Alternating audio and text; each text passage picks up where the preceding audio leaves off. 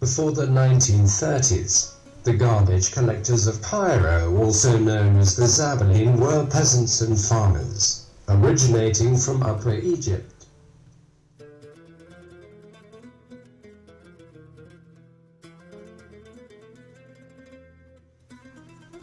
When looking at the garbage collectors of Cairo, it is important to look back to the history, because what this shows us is that they are a distinct society with their own culture, customs, ethnicity, as well as religion. However, most people nowadays don't know that fact, but choose to ignore it. The Zabbaleen are more than a group of people working in the garbage industry.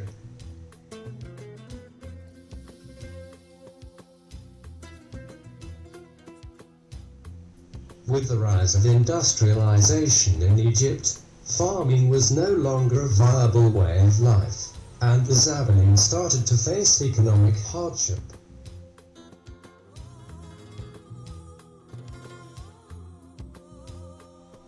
This leads to one of the biggest migrations in Egypt. Due to poor harvest and poverty, they moved from Upper Egypt to Cairo in search of work opportunities.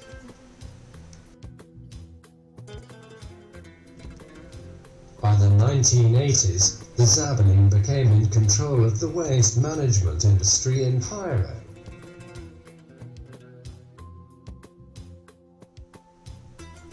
They did everything from collecting to sorting and recycling.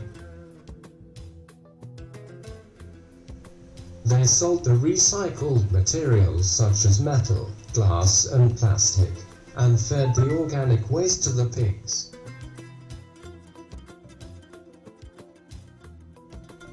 Little by little, these farmers from Upper Egypt become exceptionally efficient in the waste management industry.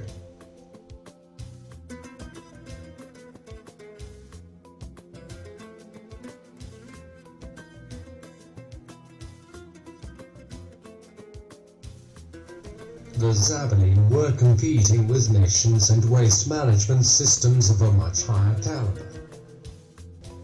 They were competing with the world's most reputable waste management industries, such as Denmark, Switzerland, Germany and Australia.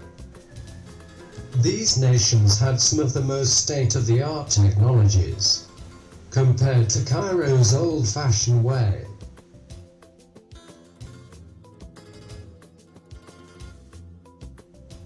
However, in 1995, Cairo's waste management system was recognized as one of the world's most efficient. The Zabbaleen were recycling up to 80% of the waste with very limited resources and terrible work conditions, while the highly advanced counterparts only recycled up to 30%. Although they are very good at the job, humanitarian conditions were far from that.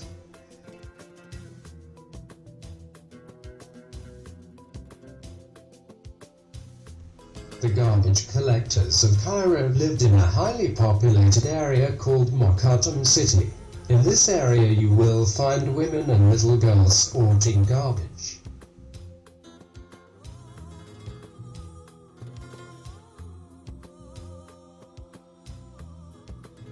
The Zabbaleen literally lived in garbage, as mountains of trash flooded the streets and sometimes even the homes.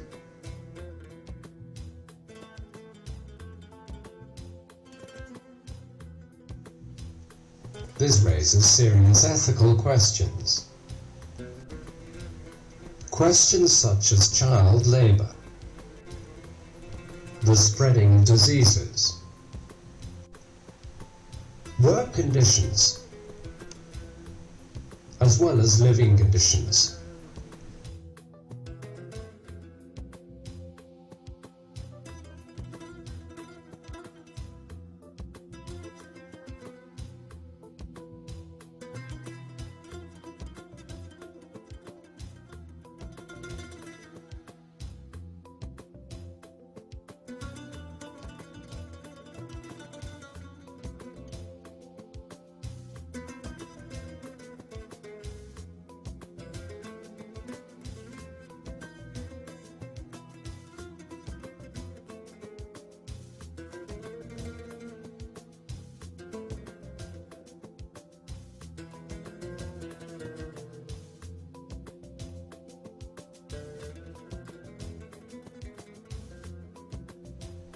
and with the ever-growing population of Cairo.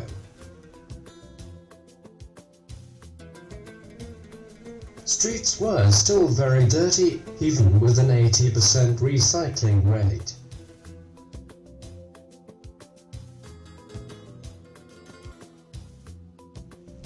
The government surely had to do something, both to remove scourges such as child labour, and to keep Cairo's streets clean.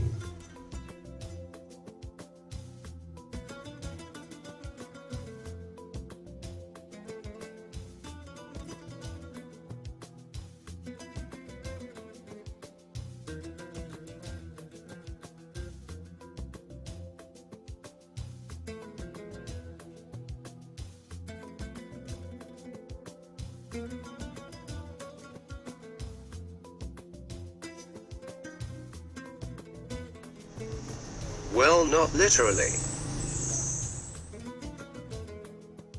The government decided to pull the relocation plan, contracting foreign companies with their advanced technologies to do the job, while the Zabbaleen were marginalized.